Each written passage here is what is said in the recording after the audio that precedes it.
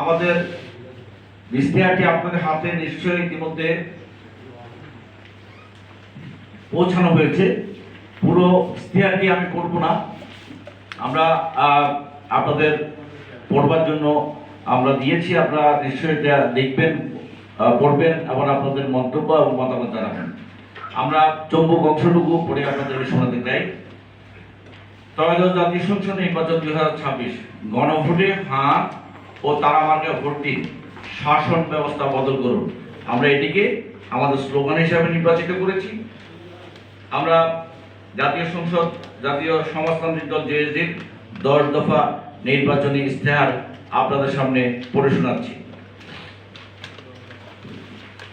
প্রিয় দেশবাসী, সংগ্রামের শুভেচ্ছা নেবেন।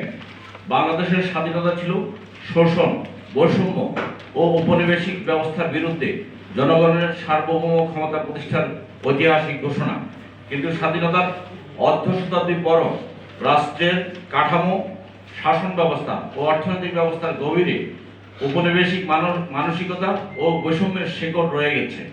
ক্রমাগত ক্ষমতা কেন্দ্রীভূত হচ্ছে, রাষ্ট্র জনগণ থেকে বিচ্ছিন্ন হয়েছে, আর সাধারণ মানুষের মর্যাদা, মত প্রকাশ ও ভোটের অধিকার বারবার সংকুচিত হয়েছে। দলীয় স্বৈরাচার ক্রমাগত ফ্যাসিবাদী শাসন ব্যবস্থায় পরিণত হয়। এই বাস্তবতার বিরুদ্ধে জুলাই অভ্যুত্থানে বীর সন্তানরা জীবন বাজি রেখে বুকের রক্ত ঢেলে দিয়ে স্বৈরাচারী শেখ হাসিনাকে পালাতে বাধ্য করেছে। মুক্তিযুদ্ধের ঘোষণা ছিল সাম্য, মানবিক মর্যাদা, সমাজের সুবিচার প্রতিষ্ঠা এবং উপনিবেশিক রাষ্ট্র কাঠামোর সম্পূর্ণ বিলোপ। সে অঙ্গীকার বাস্তবায়নে রাষ্ট্র ও শাসন ব্যবস্থা দীর্ঘস্থায়ী ব্যর্থতায় জন্ম দিয়েছে 2024 গণ অভ্যুত্থান। এই গণ অভ্যুত্থান বৈষম্য বিরোধী সমাজ গঠন ও জনগণের অন্তর্ভুক্তিমূলক রাষ্ট্র ব্যবস্থা প্রতিষ্ঠার স্পষ্ট ম্যান্ডেট। রাজপথে উৎসর্গীকৃত প্রাণ, আহত শরীর ও কারাবন্দী কণ্ঠ একটাই ঘোষণা করছে, বাংলার মানুষ আর বৈষম্য, অবিচার এবং নির্ভরমূলক রাষ্ট্র মেনে নেবে না। প্রচলিত রাষ্ট্র ব্যবস্থার সংকট, আমলাতান্ত্রিক জটিলতা ও অর্থনৈতিক বৈষম্য নিরসনে তাত্ত্বিক আমাদের নেতা সিরাজুল আলম খান গভীর রাজনৈতিক প্রজ্ঞা ও দূরদর্শন দিয়ে বাংলাদেশের প্রেক্ষাপটে অংশীদারিত্বের গণতন্ত্রের নয়া দর্শন উপস্থাপন করেছেন। এই নতুন রাষ্ট্র দর্শনের মূল হচ্ছে রাষ্ট্রের সর্বস্তরে জনগণের সর্বাত্মক অংশগ্রহণ এবং জনগণ হবে সকল ক্ষমতার উৎস। ক্ষমতার প্রতিটি স্তরে তাদের সক্রিয় অংশীদারিত্ব নিশ্চিত করা। এতে প্রচলিত ক্ষমতা কাঠামো ও ক্ষমতার বিন্যাস ও রাষ্ট্রের ভেতরে রাষ্ট্রকে অতিক্রম করে বিকল্প রাজনৈতিক প্রস্তাব করা হয়েছে। এই বিকল্প কাঠামোই হলো অংশীদারিত্বের গণতন্ত্র, অর্থাৎ প্রচলিত রাজনীতির পাশাপাশি জনগণ কেন্দ্রিক রাজনীতি, যেখানে জনগণ গড়ে উঠবে অনিবার্য রাজনৈতিক সত্তা হিসাবে। এটি কেবল সরকার পরিবর্তন বা ক্ষমতার হস্তান্তরে সীমাবদ্ধ থাকবে না, বরং জনগণ নিজেদের প্রয়োজনে বিকল্প সামাজিক, অর্থনৈতিক ও রাজনৈতিক কাঠামো তৈরি করবে। এই অংশীদারিত্বমূলক গণতন্ত্রই প্রচলিত দল কেন্দ্রিক সংকুচিত গণতন্ত্রের সীমাবদ্ধতা অতিক্রম করে ক্ষমতা জনগণের কাছে পৌঁছে দেবে, জনগণের সার্বভৌমত্বকে নিরঙ্কুশ করবে, ক্ষমতা বিনির্মাণে জনগণের ভূমিকা নিশ্চিত করবে।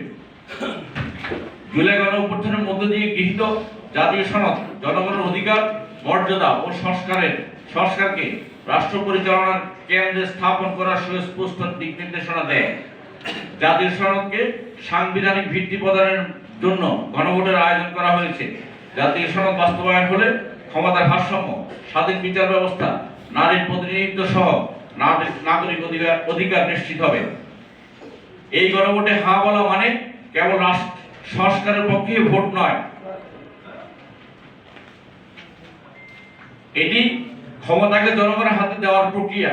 যে মনে করে গণতন্ত্র মানে শুধু ভোট নয়, গণতন্ত্র মানে জনগণের ক্ষমতায়ন। তাই এই গণভোটে হ্যাঁ ভোট দিন। ফ্যাসিবাদ পরবর্তী বাংলাদেশকে সরকার বদলের মধ্যে আটকে না রেখে রাষ্ট্র সংস্কারের পক্ষে এগিয়ে নিন। হ্যাঁ মানে অংশীদারিত্বমূলক গণতন্ত্রের পথে এক ধাপ অগ্রসর হওয়া। এই জাতীয় সনদ বাস্তবায়ন মানেই শহীদদের রক্তে ঋণ শোধের প্রক্রিয়া শুরু করা, আর এই প্রক্রিয়া থামিয়ে রাখা মানেই ইতিহাসের সাথে বিশ্বাসঘাতকতা করা। জাতীয় সমাজতান্ত্রিক দল জেএসডি দৃঢ়ভাবে বিশ্বাস করে রক্তাক্ত জুলাই গণ অভ্যুত্থানের আকাঙ্ক্ষায় বৈষম্যহীন সমাজ প্রতিষ্ঠার স্বপ্ন বাস্তবায়নের প্রক্রিয়া শুরু হবে অংশীদারিত্বমূলক গণতন্ত্র প্রতিষ্ঠার মধ্য দিয়ে। এটা এমন এক গণতন্ত্র যেখানে শ্রমজীবী মানুষ, কৃষক, নারী, পেশাজীবী, ক্ষুদ্র জাতিসত্তা, প্রবাসী ও তরুণ সমাজ কেবল ভোটার নয়, নীতি নির্ধারণ শক্তি হিসাবে রাষ্ট্র পরিচালনায় সক্রিয় অংশগ্রহণ করবে। প্রতিনিধিত্ব হবে শ্রেণীয় পেশাভিত্তিক ও ক্ষমতা হবে বিকেন্দ্রীকৃত, আর রাষ্ট্র পরিচালিত হবে জনগণের সরাসরি অংশগ্রহণ ও জবাবদিহিতার ভিত্তিতে। প্রিয় বন্ধুরা, জেএসডির শাসনতান্ত্রিক প্রস্তাবনা সংস্কারের কোনো খণ্ডিত তালিকা নয়। এটি রাষ্ট্র, সমাজ ও রাজনীতির আমূল রূপান্তরের একটি রূপরেখা। দ্বিকক্ষ বিশিষ্ট সংসদ, ফেডারেল শাসন ব্যবস্থা, স্বাধীন ও শক্তিশালী বিচার বিভাগ, নির্বাচিত স্বশাসিত স্থানীয় সরকার, অংশগ্রহণমূলক অর্থনৈতিক পরিকল্পনা ও সামাজিক ন্যায়ভিত্তিক উন্নয়নের মাধ্যমে আমরা একটি নতুন সমাজ চুক্তি প্রস্তাব করছি। এই রূপরেখার লক্ষ্য একটাই, একটি বৈষম্যহীন মানবিক ও গণমানুষের বাংলাদেশ বিনির্মাণ করা। প্রিয় বন্ধুরা, আমরা এমন একটি বাংলাদেশ করতে চাই যেখানে শহীদদের রক্ত বৃথা যাবে না, যেখানে রাষ্ট্র বৈষম্য উৎপাদনে হাত দেবে না, যেখানে উন্নয়ন মানে কেবল অবকাঠামো বা পরিসংখ্যান হিসাবে বিবেচিত হবে না, বরং প্রতিটি মানুষের জীবনের নিরাপত্তা, মর্যাদা ও বিকাশের সম্ভাবনা নিশ্চিত করবে। এই ঘোষিত অঙ্গীকার পূরণে এবং জুলাই গণ অভ্যুত্থানের মধ্য দিয়ে গৃহীত জাতীয় সনদ বাস্তবায়নের সংগ্রামে জাতীয় সমাজতান্ত্রিক দল জেএসডি এক নিবেদিত কাফেলার নাম। সমাজ রূপান্তরের ওই ঐতিহাসিক অভিযাত্রায় আমরা দেশের গণতন্ত্রগামী, বৈষম্য বিরোধী এবং স্বাধীনতা প্রিয় ছাত্র, যুবক সহ সকল নাগরিকের সক্রিয় সমর্থন আশা করি। আমরা শুধুমাত্র ক্ষমতা পরিবর্তনে বিশ্বাসী নই, আমরা শাসন ব্যবস্থার রূপান্তরে বিশ্বাসী। আমাদের অঙ্গীকার অংশীদারিত্বমূলক গণতন্ত্র, রাষ্ট্র পরিচালনায় কেবল রাজনৈতিক দল নয়, জনগণ তথা সকল সমাজ শক্তির প্রত্যক্ষ অংশগ্রহণ সাংবিধানিকভাবে নিশ্চিত করা, মর্যাদাপূর্ণ জীবন, প্রত্যেক নাগরিকের মানবিক মর্যাদা, সামাজিক সুবিচার ও অর্থনৈতিক নিরাপত্তা নিশ্চিত করা, বৈষম্যহীন সমাজ, ধনী দরিদ্রের ব্যবধান নিরসনের মাধ্যমে রাজনৈতিক, অর্থনৈতিক ও সামাজিক সকল ক্ষেত্রে সাম্য প্রতিষ্ঠা করা। আসুন জুলাই গণ অভ্যুত্থানের শহীদদের রক্তের প্রতি সম্মান জানিয়ে উপনিবেশিক ও বৈষম্যমূলক রাষ্ট্র ব্যবস্থার বিলোপের পথে বাস্তব পদক্ষেপ গ্রহণ করি। এই অঙ্গীকার বাস্তবায়নে জাতীয় সনদ কার্যকর করতে জাতীয় সমাজতান্ত্রিক দল জেএসডি প্রার্থীদের তারামার্কায় ভোট দিন। প্রিয় বন্ধুরা, আমি এখন আমাদের 10 দফা প্রস্তাবনার কথা আপনাদের সামনে চৌম্বক অংশটুকু উপস্থাপন করছি। বিস্তারিত এর বিশ্লেষণ আমাদের বইয়ের ভেতরে দেওয়া আছে। প্রথমত আমরা দাবি করছি ক্ষমতার ভারসাম্য প্রতিষ্ঠা করবার জন্য এবং রাষ্ট্র পরিচালনায় দলতন্ত্রকে রুখে দেওয়ার জন্য দ্বিকক্ষ বিশিষ্ট পার্লামেন্ট। আপনারা জানেন ইতিমধ্যে দ্বিকক্ষ বিশিষ্ট পার্লামেন্ট জুলাই সনদে অন্তর্ভুক্ত হয়েছে, কিন্তু এর গঠন প্রক্রিয়া যেটি তার সাথে আমরা দ্বিমত পোষণ করেছি এবং আমরা প্রস্তাব করছি পার্লামেন্টের উচ্চকক্ষ হবে 200 সদস্য বিশিষ্ট। উচ্চকক্ষে থাকবে শ্রমজীবী, কর্মজীবী, পেশাজীবী মানুষ, যারা অদলীয় সমাজ শক্তি সমূহের প্রতিনিধি, যারা সমাজে বিকাশমান শক্তি, যারা লড়াই, সংগ্রাম, যুদ্ধে সবসময় সামনে থাকে। সেই শক্তিকে শুধু রাজনৈতিক দলের কর্তৃত্বের যে সংসদ তার বাইরে নিয়ে এসে পার্লামেন্টের উচ্চকক্ষে তাদের প্রতিনিধিত্ব করবার সুযোগ তৈরি করা এবং এর মধ্য দিয়ে বাংলাদেশের ক্ষমতার ভারসাম্যের যে রাজনীতি, ক্ষমতার বিকেন্দ্রীকরণের যে রাজনীতি, সেটি প্রতিষ্ঠা হবে। আমাদের মাঝে বাংলাদেশ জাতীয় নেতা মঞ্জু ভাই আসছেন, তাকে বলবার জন্য অনুরোধ করছি। আমরা 2 নম্বর, জাতীয় সংসদের আমরা 10 বছরের জন্য বাংলাদেশের জাতীয় সরকারের জন্য প্রস্তাব করছি। জাতীয় সংসদের সকল সদস্যদের নিয়ে জাতীয় ঐক্যমত্য সরকার গঠন করবার প্রস্তাব করছি। এটির গঠন প্রণালী কি সেটি এখানে দেওয়া আছে, আমরা সেটি আপনারা নিশ্চয় দেখবেন। আমরা প্রস্তাব করছি নির্বাচিত তত্ত্বাবধায়ক সরকারের প্রশ্নে আমাদের একটা প্রস্তাবনা আছে। আমরা বিদ্যমান যে তত্ত্বাবধায়ক সরকারের জুলাই সনদের প্রস্তাবনা আছে তার সাথে আমরা মনে করি এটি সম্পূর্ণ একটি প্রস্তাবনা নয়, এটি প্রতিনিধিত্বমূলক নয়, এটি জবাবদিহিতামূলক নয়। তাই আমরা মনে করি পার্লামেন্টের উচ্চকক্ষ প্রতিষ্ঠা করবার মধ্য দিয়ে উচ্চকক্ষের থেকে নির্দলীয় ব্যক্তিদের সমন্বয় বিভিন্ন সংকল্প পেশা থেকে তারা নির্বাচিত হবেন, রাষ্ট্রপতি তাদের থেকে তত্ত্বাবধায়ক সরকার গঠন করবেন এবং এই নির্বাচনকালীন তত্ত্বাবধায়ক সরকার অধীনে জাতীয় সংসদ, প্রাদেশিক পরিষদ, জেলা পরিষদ, উপজেলা পরিষদ, পৌরসভা, সিটি কর্পোরেশন সমূহের নির্বাচন অনুষ্ঠিত হবে একই সাথে।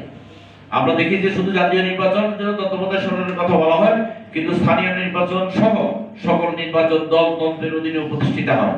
এতে করে যে সমস্যা তৈরি হয় তার থেকে মুক্তি পাওয়া যাবে। মহানগরে মেট্রোপলিটন সরকার ব্যবস্থা থাকবে। মেট্রোপলিটন গভর্নমেন্ট কেন্দ্রীয় ফেডারেল সরকারের অধীনে থাকবে। উচ্চকক্ষে মেট্রোপলিটন গভর্নমেন্টের প্রতিনিধিত্ব থাকবে।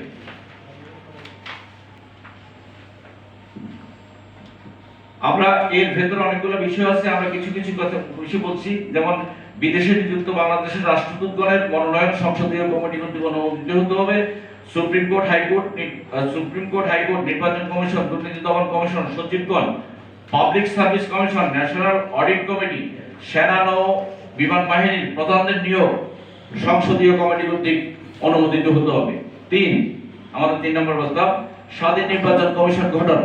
আমরা স্বাধীন নির্বাচন কমিশন গঠন করবার জন্য আরপিও সংশোধন করবার জন্য আমাদের বিস্তারিত প্রস্তাবনা আছে, আমরা সেটা আমি করছি। 4 এককেন্দ্রিক নয়, ফেডারেল প্রতিনিধি সরকার। আমরা বাংলাদেশের রাজনীতিতে এই গুরুত্বপূর্ণ বিষয়টি বহুদিন থেকে বলছি। আমরা জানি যে সার্কভুক্ত 60টি দেশের মধ্যে 6টি দেশেই ফেডারেল প্রতিনিধি সরকার আছে, প্রাদেশিক ব্যবস্থা আছে। কিন্তু আমাদের 18টি দেশের মানুষকে এককেন্দ্রিক শাসন ব্যবস্থা, যেটি স্বৈরাচার ফ্যাসিবাদ উৎপাদনের জন্য মহৌষধ হিসেবে কাজ করে, সেটি এখন বহাল আছে। সেই ক্ষেত্রে আমরা বলছি যে ফেডারেল প্রতিনিধি সরকার ব্যবস্থা করতে হবে। যুক্তরাষ্ট্রীয় সরকার এবং প্রাদেশিক সরকার ব্যবস্থা থাকবে। এটি গঠন প্রণালী কি হতে পারে সেটি আমরা বলেছি। আমরা এর আওতায় বলেছি বাংলাদেশের 9টি প্রদেশ গঠন করার প্রস্তাব করছি। প্রত্যেক প্রদেশকে প্রাদেশিক পরিষদ এবং প্রাদেশিক সরকার থাকবে। প্রাদেশিক পরিষদে নির্বাচিত সদস্য সংখ্যা হবে 150। 1/3 থাকবে শ্রেণী পেশার প্রতিনিধি। প্রাদেশিক পরিষদে একজন মুখ্যমন্ত্রী এবং 7 জন মন্ত্রিসভার সদস্য থাকবেন। ক্ষুদ্র জাতিসত্তার সাংবিধানিক স্বীকৃতি দিতে হবে। আমরা একটি প্রদেশকে, আমাদের এখানে ক্ষুদ্র জাতিসত্তার যে গোষ্ঠী আছে তাদের জন্য আলাদা একটা প্রদেশ গঠন করার প্রস্তাব করছি এবং বাংলাদেশের বিভিন্ন অঞ্চলে বসবাসরত ক্ষুদ্র জাতিসত্তার সদস্যদের জন্য আঞ্চলিক স্বায়ত্তশাসনের দাবি করছি। জাতীয় সংসদ উচ্চকক্ষে সকল প্রদেশের প্রতিনিধিত্ব থাকবে। 5 একটা অর্থনৈতিক বিষয়ে আমরা কথা বলছি। জাতীয় অর্থনৈতিক কাউন্সিল আমরা গঠন করব। আমরা যদি নির্বাচিত সরকার গঠন করবার আমরা আমাদের অবদান রাখবার সুযোগ যদি আমরা পাই, সেখানে যেটাকে ন্যাশনাল ইকোনমিক কাউন্সিল NEC আমরা বলছি, এটি প্রতিষ্ঠিত হবে। সকল ট্রেড ইউনিয়ন এবং কর্মপেশার অ্যাসোসিয়েশনের প্রতিনিধিদের নিয়ে 9 সদস্য বিশিষ্ট জাতীয় অর্থনৈতিক কাউন্সিল গঠিত হবে। জাতীয় অর্থনৈতিক কাউন্সিলের বার্ষিক বাজেট প্রণয়নের জাতীয় সংসদে সুপারিশ পাঠাবে। জাতীয় পর্যায়ে যে কোনো আর্থিক পলিসি বিষয় NEC জাতীয় সংসদকে সুপারিশ পাঠাবে। যে কোনো বিদেশি পুঁজি বিনিয়োগের সম্ভাব্যতা ও যৌক্তিকতা বিষয় এখানে কাজ করা হবে। বাংলাদেশের অর্থনৈতিক উন্নয়নে কানেক্টিভিটি অর্থাৎ ট্রান্সপোর্ট ইকোনমিকে কাজে লাগিয়ে 21 শতকের উপযোগী করে গড়ে তোলার জন্য প্রয়োজনীয় পদক্ষেপ নিতে হবে। এটা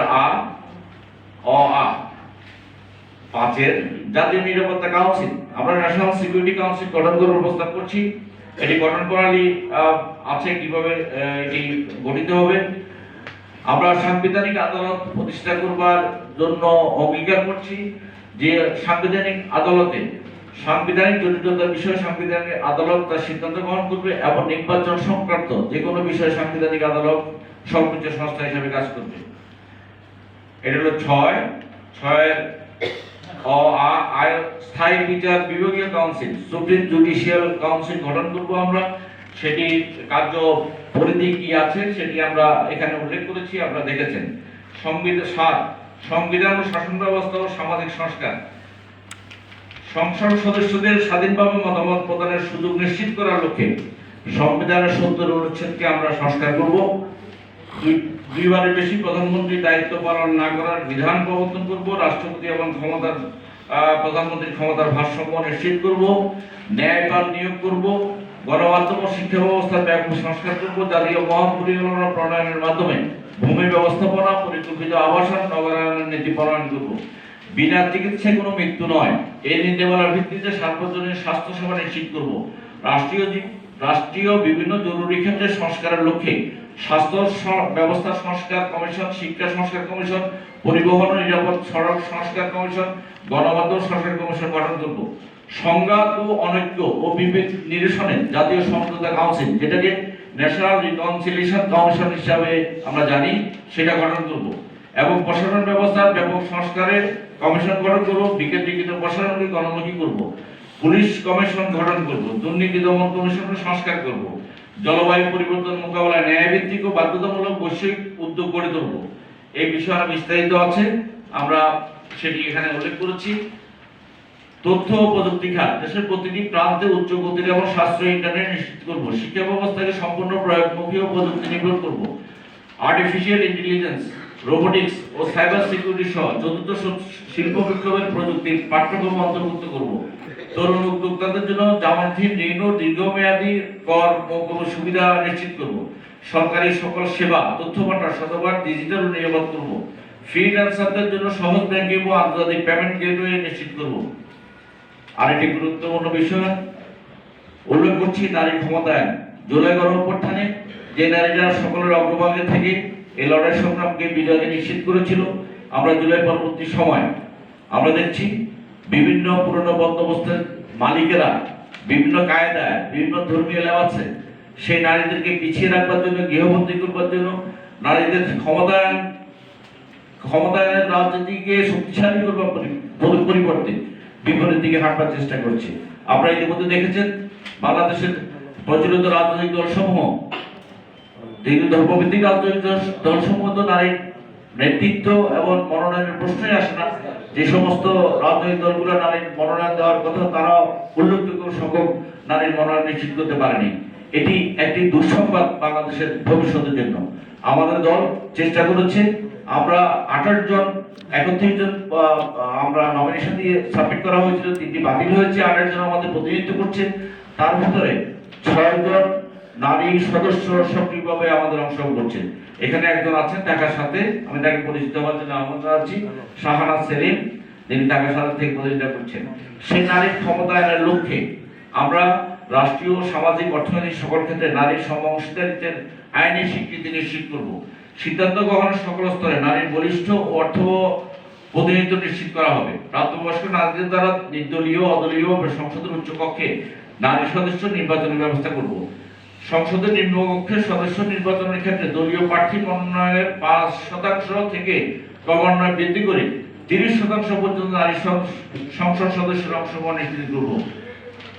প্রতিরক্ষা ব্যবস্থা, দেশের সার্বভৌমত্ব রক্ষায় প্রতিরক্ষা খাতকে সম্পূর্ণ আধুনিক এবং প্রযুক্তি নির্ভর করা হবে।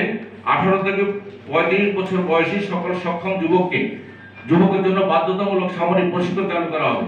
নিজস্ব প্রতিরক্ষা শিল্প গড়ে তুলতে বিশেষ তহবিল গঠন করা হবে। সাইবার যুদ্ধ, কৃত্রিম বুদ্ধিমত্তা ও আধুনিক যুদ্ধ প্রযুক্তির ব্যবহার বৃদ্ধি করা হবে। প্রতিরক্ষা বাজারের স্বচ্ছতা ও জবাবদিহিতা নিশ্চিত করা হবে। দক্ষ নেতৃত্বের মাধ্যমে একটি শক্তিশালী, পেশাদার ও সর্বদা প্রস্তুত প্রতিরক্ষা বাহিনী গড়ে তোলা হবে। নিরাপদ এবং টেকসই জ্বালানি, আমাদের জ্বালানি খাত থেকে সারা বিশ্ব যেখানে উদ্বিগ্ন, সেই বিষয়ে আমরা জ্বালানি খাতের আমদানি নির্ভরতা কমিয়ে দেশীয় খনিজ সম্পদ উত্তোলনের ও নবায়নযোগ্য শক্তির প্রসার ঘটানোর পরিকল্পনা গ্রহণ করছি।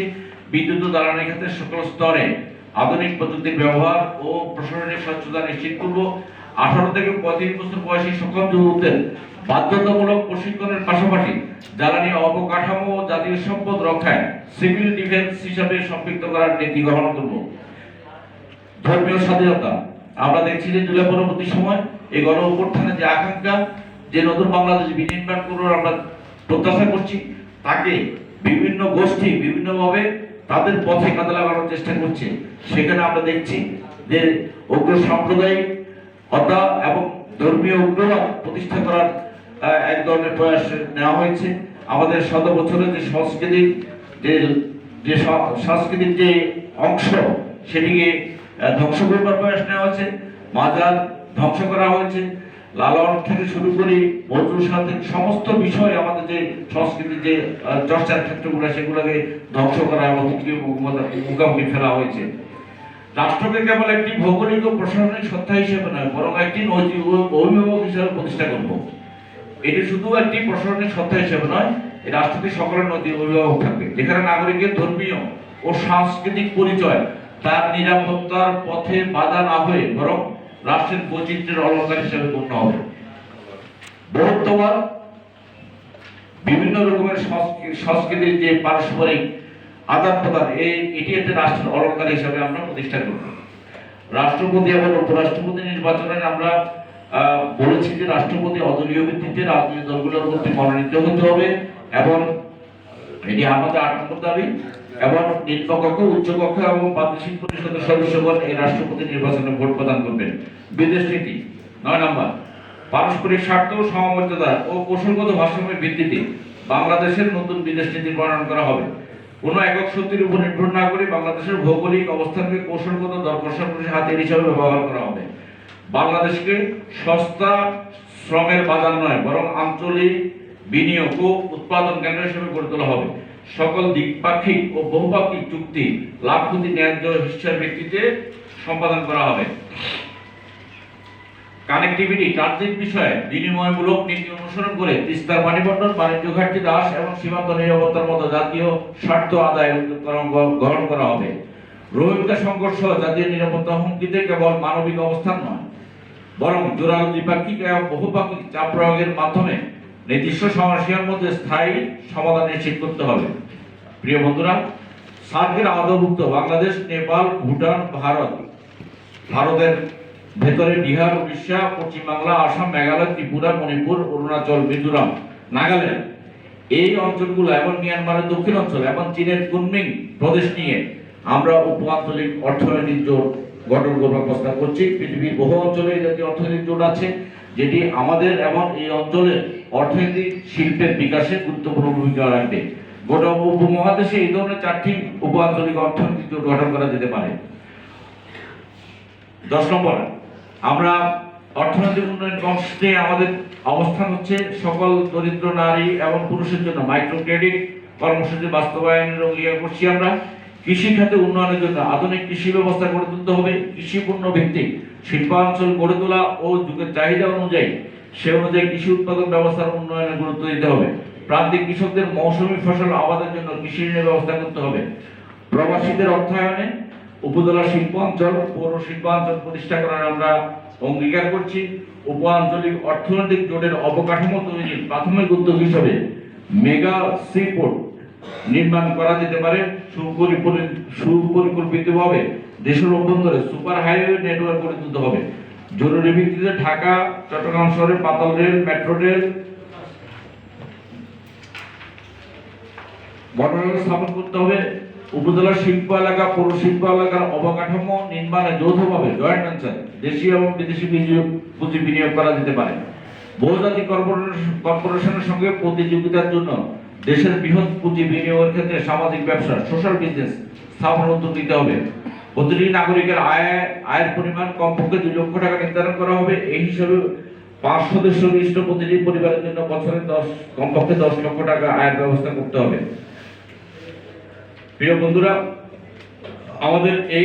আমাদের সংক্ষিপ্ত বললাম, জাতীয় সনদ বাস্তবায়নের শক্তিশালী জবাবদিহিমূলক প্রাতিষ্ঠানিক কাঠামো গড়ে তুলতে হবে। এটি আরেকটি গুরুত্বপূর্ণ আমাদের অঙ্গীকার। আমরা যে জাতীয় সনদ তৈরি করেছি সেটি বাস্তবায়ন এবং সেটিকে তদারকি করবার জন্য একটা কর্তৃপক্ষ গঠন করার দাবি আমরা বহুদিন থেকে করে এসেছি। কারণ আগামী দিনে পার্লামেন্ট কি অবস্থা তৈরি করে, কি সনদের কোন অংশ কিভাবে গৃহীত হয় অথবা প্রত্যাখ্যান করা হয় আমরা জানি না। সেই লক্ষ্যে একটা তদারকি প্রতিষ্ঠান তৈরি করার আহ্বান জানাচ্ছি। জাতীয় সনদের লক্ষ্য এবং উদ্দেশ্য বাস্তবায়নে জাতীয় সনদ বাস্তবায়ন ও তদারকি কাঠামো 2026 প্রণয়ন করতে হবে। এই আইনের অধীনে একটি উচ্চ ক্ষমতা সম্পন্ন জাতীয় সনদ কর্তৃপক্ষ গঠন করতে পারে। প্রিয় দেশবাসী, উপরোক্ত কর্মসূচি বাস্তবায়নে তারামাকে ভোট দিয়ে শাসন ব্যবস্থার রূপান্তরের সংগ্রামে সামিল হন। শহীদুদ্দিন মাহমুদ স্বপন, সাধারণ সম্পাদক, আসম আব্দুর রব, সভাপতি, জাতীয় সমাজতান্ত্রিক দল জেএসডি। আমরা আমাদের সর্বশেষ পদে রেখেছি গণভোটে হাওয়া বলুন, গণভোটে হাওয়া বলুন, তারা আমাকে ভোট দিন, শাসন ব্যবস্থা বদল করুন, তারা আমাকে ভোট দিন। প্রিয় বন্ধুরা, আমরা আমাদের এই পর্বটি শেষ করলাম। আপনাদের যদি কোনো বিষয়ে প্রশ্ন থাকে আমরা সেটি নেব। এরপরে আমাদের অতিথিরা সংক্ষেপে আমাদের আজকের প্রস্তাবনার একটু কথা বলবেন। আমি আপনাদের সহযোগিতা কামনা করছি। আপনারা কয়জন মোট প্রার্থী দিচ্ছেন বাংলাদেশে? আমরা 28 জন প্রার্থী আমাদের প্রতিনিধিত্ব করছে। 31 জন প্রার্থী নমিনেশন সাবমিট করেছিলেন, 3 জন নানা আইনি জটিলতার কারণে বাতিল হয়েছে। ঠিক আছে। আর কেউ কিছু বলবেন? গণভোটে হাঁ করবার জন্য জাতীয় সনদ যে তৈরি হয়েছে, সেই জাতীয় সনদ আমরা স্বাক্ষর করেছি, সেটিকে আমরা অঙ্গীকার করেছি যে এগুলো বাস্তবায়ন করতে চাই। সেই জন্য জনগণের যে ম্যান্ডেট দরকার, এটি সাংবিধানিক বৈধতা নিশ্চিত করবার জন্য, সেই ম্যান্ডেটের জন্য হাওয়া ভোট। সুতরাং হাওয়া ভোটের পক্ষেই তো থাকবো আমি। হাওয়া ভোটের জন্য জনগণকে উদ্বুদ্ধ করবো, আহ্বান জানাবো হাওয়া ভোটের রায় দেওয়ার জন্য।